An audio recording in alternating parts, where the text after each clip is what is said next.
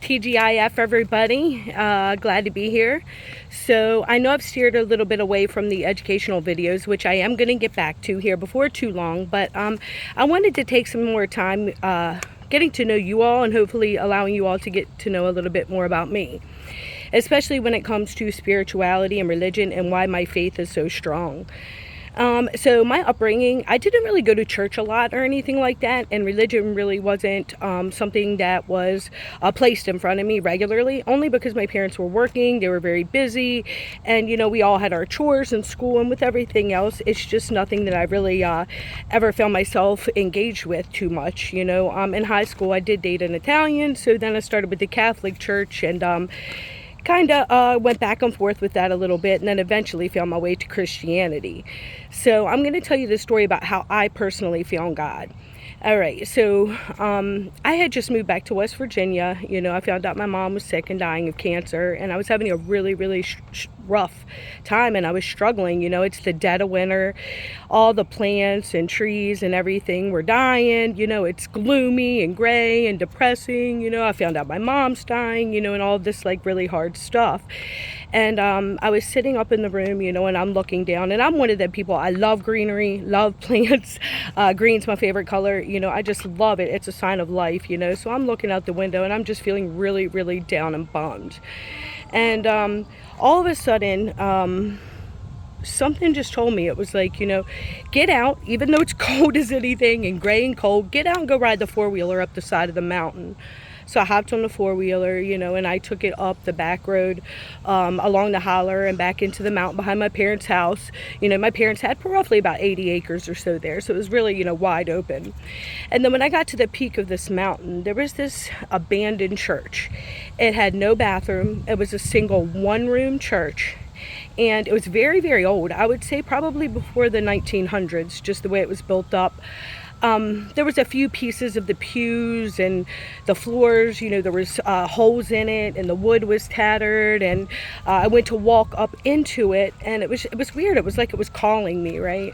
So I walk up and I go to get into the church, and as I do, the steps walking up into it had all holes in it and everything, and so I had to be real careful.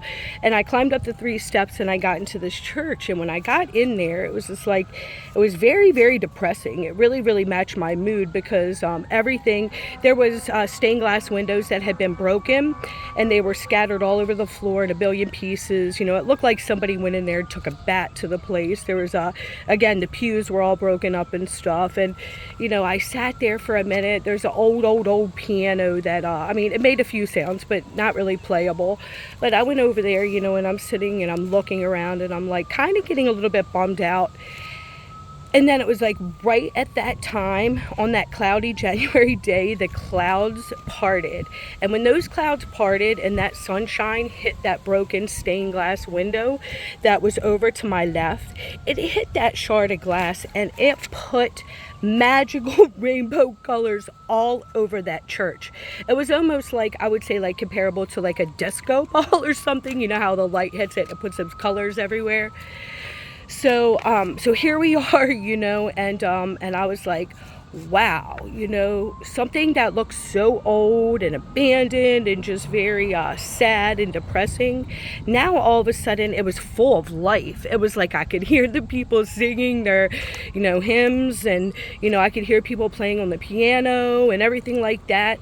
And I was like, you know what? This is really symbolic to life, right? Because really life is how we look at it, and I think that, I feel like God led me there, and that became my, my magical spot. And I would go up there, every day and pray and, spend time and just, look at the old tombstones laying around and everything.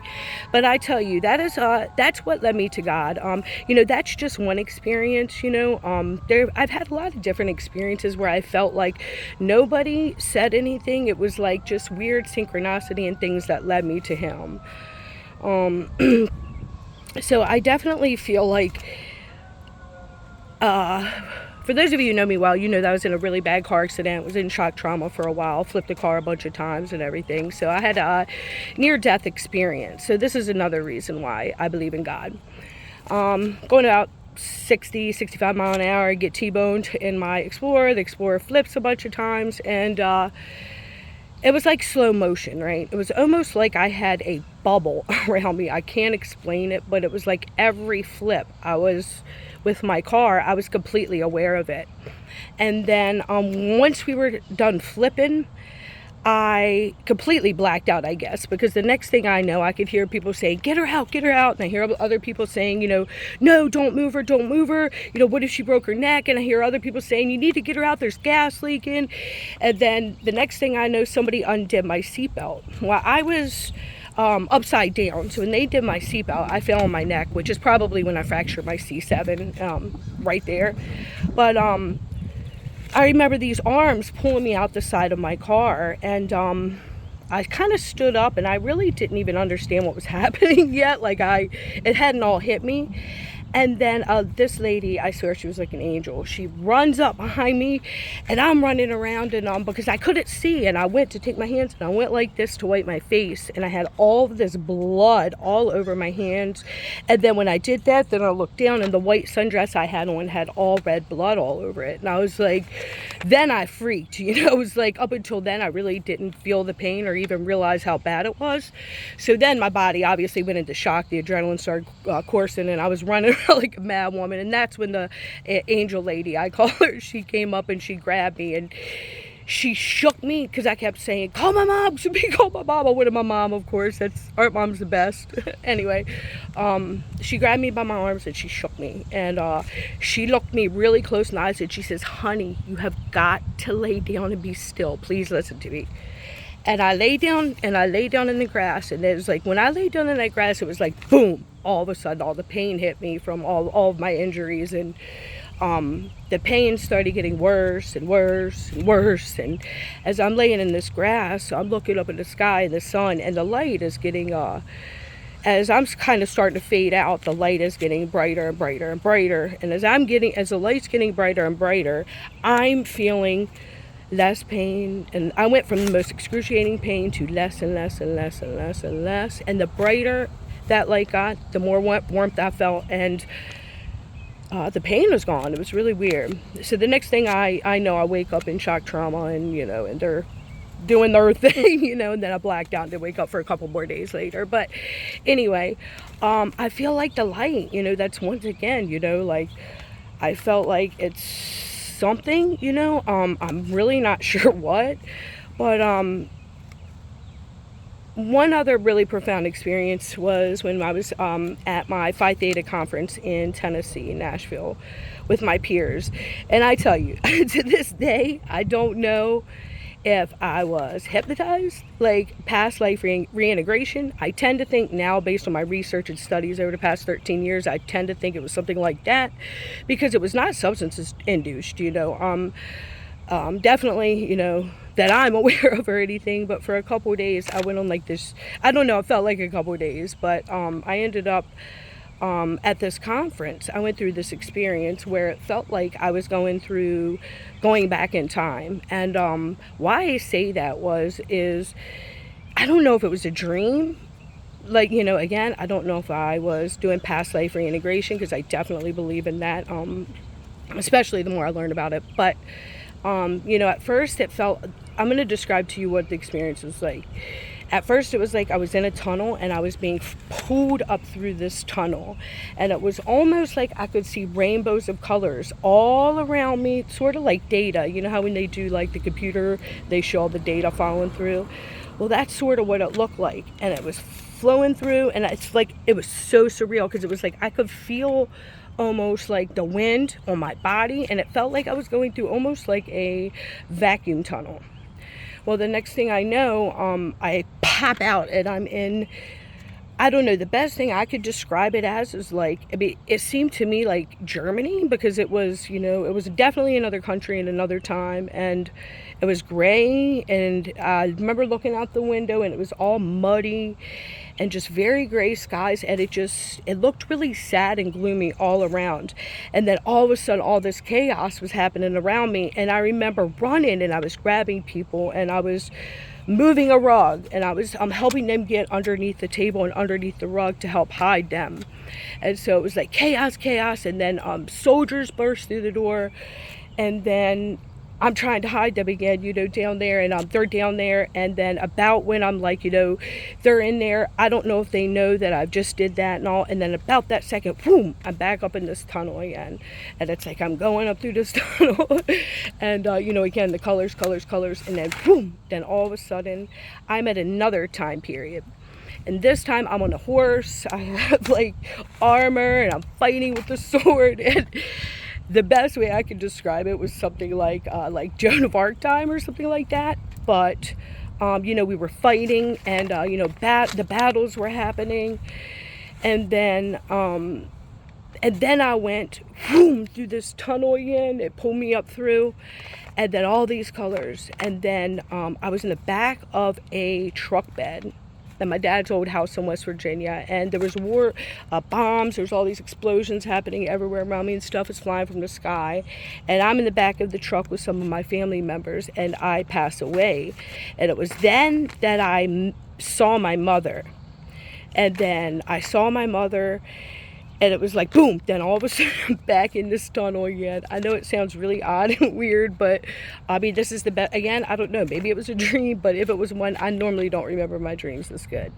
But so then the next thing I know, I'm being pulled up through this tunnel again, and then all of a sudden I am in complete blackness, black abyss. There's nothing but blackness, and it's very calm and very peaceful, and it was like all the chaos and madness that had just occurred. And even when I was in the tunnel, it felt like madness, but it felt like all of a sudden it was very calm and peaceful, and it was like I floated, right? And it was like I was floating through this abyss, and then all of a sudden I could see this little light real far away. And so I started going to this light, just real slowly, and I was floating.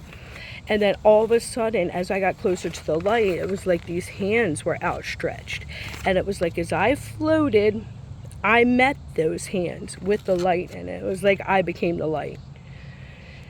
Oh, after that experience, I don't know, it was almost like I died.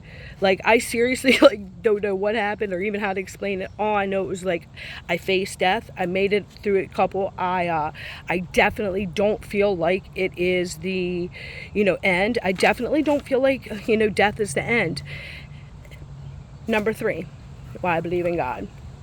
My mom, as I mentioned, she passed away of cancer, and again, luckily I had started learning about neuroscience and brain science back then. I think it was like 2013, I believe she died. But anyway, so I had started learning about it, and also as it started to take over her brain and stuff like that, and she would start losing different parts of her brain and all that. And then for the last couple of days, she was completely unconscious as far as we knew. When she passed over, after being not moving, non-coherent for days, she jumped up in that bed, and we were all there, all of our loved ones, luckily. I'm so grateful. And her eyes lit up with that same light that I've experienced on lots of different occasions. I tell you, really, I don't get sad over death. I mean, not that I want to happen. I want to take advantage. I want everybody to take advantage of what we have here. But all of those incidences just confirmed, my faith in God. So, with that being said, I don't think any of us could deny the fact that at this very moment in time, not yesterday, not 10 minutes ago, not in the future, whatever, at this very moment in time, I think we can all agree that it is one whole piece. It's one whole masterpiece. At this very second, at any instantaneous second, it is the whole, and God can see that whole. I don't care what religion you preach, or what God, or what faith. At that moment, you have that whole. So, that brings me back to, thinking about myself and how we play into this, right? Well, I've discovered through, lots of different courses and reflection and things like that there really isn't a truth. There's only a truth for us. And our truth is our perception. Our perception's based on a lot of things too as well. But if you think about it like this, everybody knows crime scenes, 10 witnesses saw 10 different things, right? Everybody knows this, life is perception, and the only way we're going to get closer to the truth is to get everybody's perceptions. But how are we really going to get everybody's perceptions if we are so stuck in our way, my way, this way, that politic, this religion? It's never going to happen. It's never going to happen. It all is all of it. It's all of it. And it's all good. It's all of it. I truly believe that God gives us what we need to grow. I know I took a philosophy class about 10 or 11 years ago, and it made me want to dive into learning about the religions. So once I started researching and reading about all the religions, I don't care what it was. I do practice Christianity, but I take what works out of all of them. And really, I think we're fighting over the who, what is supreme, then really it all is. We all are. So no matter what religion or politics or anything else you practice, I encourage you to read up on it. We can be stuck in our ways and defensive and guard our way and say it's this way, it should be that way, this president, that religion, but really, that's only the truth for us. Can we find that truth for us and still keep respect for others? That's my question for you all. Because really, the truth is the whole of it. And that means all of us working in peace, sharing, giving people understanding. Understanding, also, by the way, we need people on the offense. The world is full of defense, putting their opinion out there, justifying this, justifying that, picking this and picking that, and all that does is continue to provide separation as people, as humanity, as our nation, and that's just going to be our downfall, whether it's our nation or humanity. So I'm asking you, I think no matter who we meet and whose paths we come across, there is or topics or ideas or anything, there is at least one thing, just like there's always a silver lining in everything, but there's always one thing that you can find that connects us, right? So next time when you're out there engaging with people, find that what connects you, because when you find what connects you, you approach the situation and others with peace, respect, understanding, and compassion. So, with that being said, I hope everybody takes all of this into account. And just remember, it's not one way. None of our way is, supreme or best or anything. But we can all do it together as long as we could show respect, love, and care for one another. So, I'm going to end it today with my mentor, from back in the day on my bachelor's, Miss Clifford. She taught me a term called pillow talk in our class. And basically, I love the term because basically it says, in any given situation, I'm right, you're right. You're right, I'm wrong. I'm wrong, you're right. We're both wrong, we're both right. We both might be a little bit right, and both might be a little bit wrong. But really, does it even matter? Relationships is where it's at. With that being said, good night, everybody.